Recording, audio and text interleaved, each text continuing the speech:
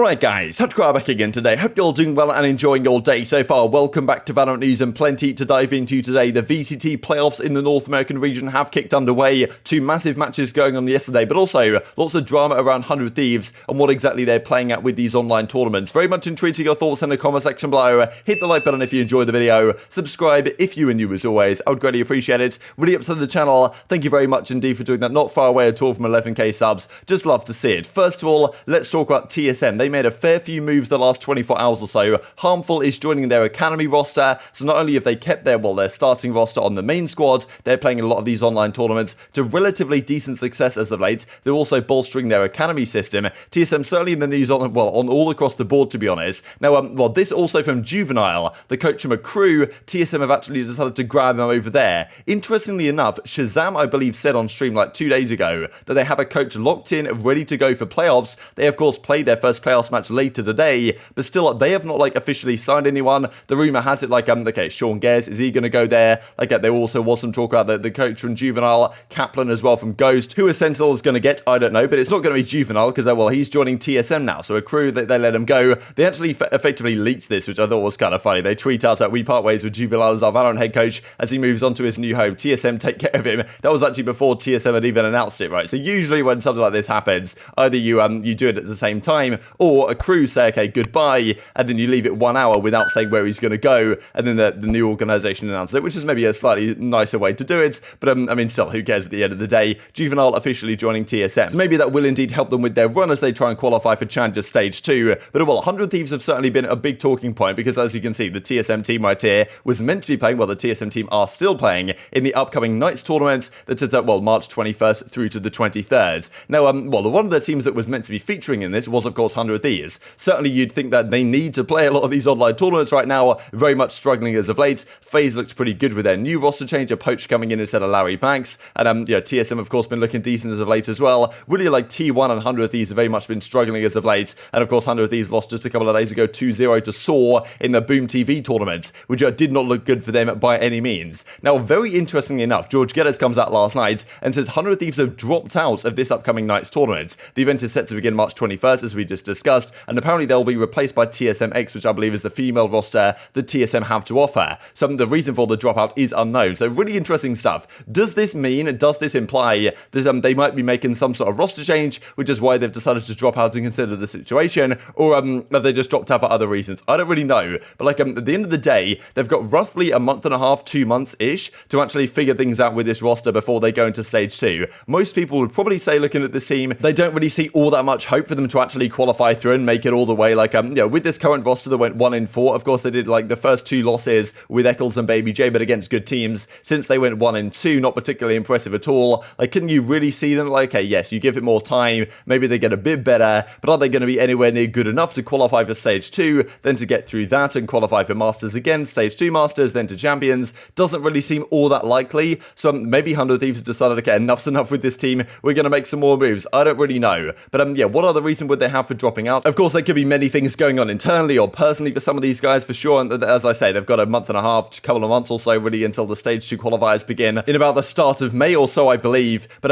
still not the greatest sign. If you're a 100 Thieves fan right now, you're probably just down bad all the time, because it's not looking particularly good for these guys, and we don't even know the reason why they dropped out of this tournament. So maybe additional information may become clear over the coming days. Let's then dive into the matches that went down last night. So yes, the North American VCT playoffs are officially underway. There's really 6 teams that most people think could actually make it through. Definitely the Knights and also Luminosity, people don't have all that much confidence in, but outside of that, all the teams are potentially up for grabs. There's 2 spots here, of course, at Masters, and only 2 teams are going to make it. So yesterday, Cloud9 Blue, pretty much the number one favorites for the event, they play up against the Pittsburgh Knights, and honestly, Knights put up a fantastic fight. I was very impressed by the Pittsburgh Knights overall. Cloud9 played a phenomenal series again, especially towards the end of it, but the first 2 games are very interesting, because the Knights are very good indeed on Ascent. They barely ever lose Ascent at all, I believe. Cloud9 take this map off them, and you think, okay, it's going to be a 2-0, no problem at all, because Cloud9 on Breeze are, generally very difficult to stop as well. But, obviously, Ban has some crazy ace right here in one of these early rounds, and it's honestly a really back and forth game.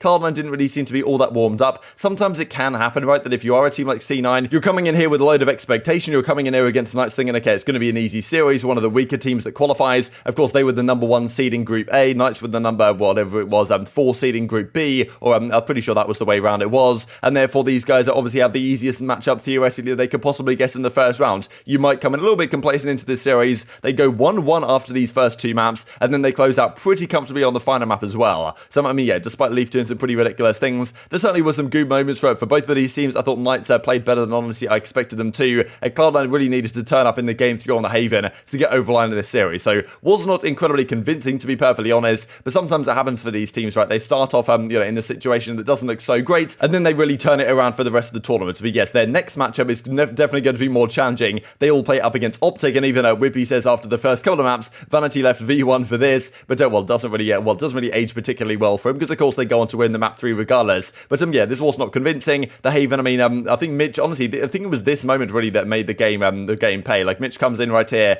completes the 4K with a nice little 1v2, and that was honestly such a crucial moment. After this, Cloud9 ran away with it, but if that hadn't have happened, things could have been very different, to be honest. And honestly, even on a Sent game 1, there were two massive clutches. It went all the way to overtime. If they didn't win, could have been a 2-0 to Knights, right? So definitely a lot of things could have gone different in this series. This also was quite interesting from Zyppan. Nothing is free, guys. Mandatory drug test, he said. So I guess he's joking about this, and especially because he left it up, but maybe some implication that, okay, wow, these Knights guys are just way too cracked for like the we expected them to be. And yeah, as they say, nothing is free. Definitely don't go into these series expecting free W's, or it might come back to bite you. Vanity even says, like I said, we are bad. You guys just don't believe me. So, I mean, yeah, trying to downplay their chance of success this tournament, but they're still going to go in favourites, I'm sure, to their next matchup as well. They beat the Knights 2-1. As I say, I mean, Leaf overall, Zeta, Zeppa, they have some great series, but this ascent goes all the way to overtime. Cloud9 had to win a load of rounds in a row towards the end there to actually make it happen. 14-12 in the ends. Ban had a great map 1 as well. Then Breeze goes 13-8 in favour of the Knights. Certainly was not expected this one. And then Haven 13-6. So in the end, Cloud9 kind of run away with it on the map 3. But yeah, it was not convincing at all for these guys. The second series of the day, and the one that I was more excited for, was actually OpTic Gaming versus XSET, of course, well, formerly Envy. Definitely another favourite team to make it out of this group. Right now, people are looking at version 1. Envy, of course, well, OpTic as they are now. Sentinels, of course, are up there. The Guards,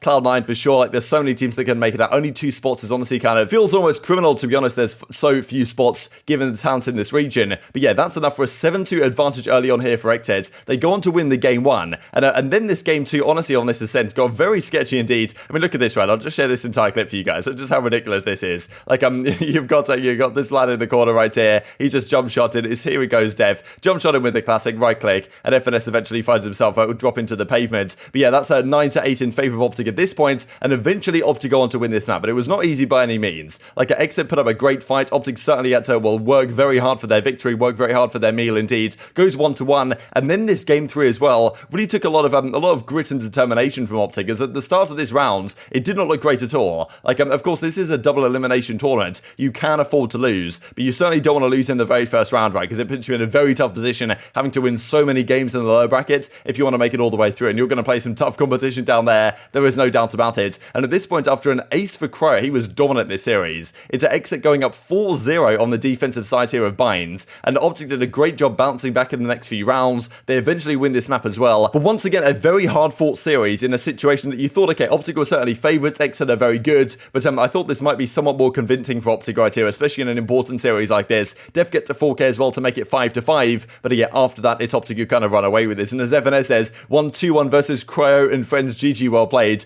Played Cloud9 next. So basically saying, look, the rest of the guys didn't really show up, but Cryo herself was out of control. Like, this guy, honestly, was fantastic this series. 2-1 at the end of the day, though. I mean, look at Cryo, 65-40 for plus 25 over the course of it. He was really the shining star of this team, no doubt. On splits as well, 13-4 it goes game 1 here on splits. Cryo sells with a very casual 25-9 with an 88% cast, of course, at the end of the day. Ascent goes 13-9 for OpTic, and then Bind 13-7 on the end. So they definitely turned right after losing the first 4 rounds. They run away with the map. A very critical map win indeed. So yes, 2 very closely fought series, 2-1 in both of them, but the bracket does turn out as we did expect it to. So yes, this is how it looks now. The upper semi-finals will be Cloud9 versus OpTic Gaming. Certainly Cloud9 still go in here as slight favourites, but still, like, who knows? If Cloud9 play like they did against Knights, OpTic still have a great chance. This is honestly a pretty tough series to call, to be perfectly honest, the way these two teams match up. Then, these 2 games go on today. Version 1 Luminosity, the Guard versus Sentinels. That, of course, I'm really excited for that second one, to be honest. Version 1 should be able to handle business in this first series. Then the lower bracket, of course, Knights do play XSET. The way the bracket works, I believe, is that whoever loses this upper semi-final will drop down to the other side of the lower bracket. So, for example, let's say OpTic lose to Cloud9. They will drop down here unless they XSET beat the Knights. They won't play they won't play XSET again, right, in a series of a rematch. They will drop down to the other side of the bracket, so they will play the winner of the loser of these two series, if that makes sense. So the bracket flips when they go down to lower to make sure that they don't really play repeat matchups, right, of what they've already played, at least until later on in the tournament, where it is certainly possible to get repeat matchups, but not right at the start. So yes, very exciting. V1 Luminosity, I think that should be a 2-0. I don't really see version 1. I think they're going to see the series that Cloud9 played and think, okay, we need to come up with the fire here. There's no free Ws. LG are a decent team, but version 1, if they play their game, should be able to handle business. And then the Guard versus Sentinels. To me, right now, the Guard are the better team. I think Sentinels are going to put up a fight. I think it's going to be a 2-1. I don't know if the pressure's going to get to the Guard at all, given that most people right now do have them favourites for this series. But, I mean, yeah, and who knows if Sean Gares or whoever is the coach for Sentinels has done magic over the last couple of days. They've been working with him to make this team very well prepared for this game. And even though TenZ, I believe, will be in Texas for this matchup, I believe at least that's been the discussion of the last few days, I'm not sure it's quite going to be enough the way the Guard has been playing. Who knows? I think it's kind of a 50-50 series. It's a bit of a toss-up. But if I had to do power rankings, I'd say the Guard are slightly going into this series as the favourites for it. And yeah, well, that's certainly the spiciest one of the day in my opinion. But very much intrigued to your thoughts and all this stuff in the comment section below. Hope you guys enjoyed the video. If you did enjoy it, hit a like button. Tell the YouTube gods it's a good video. I'd just like you should see it as well. And I've grown the competitive Valorant community. Thank you for watching as always. Take care.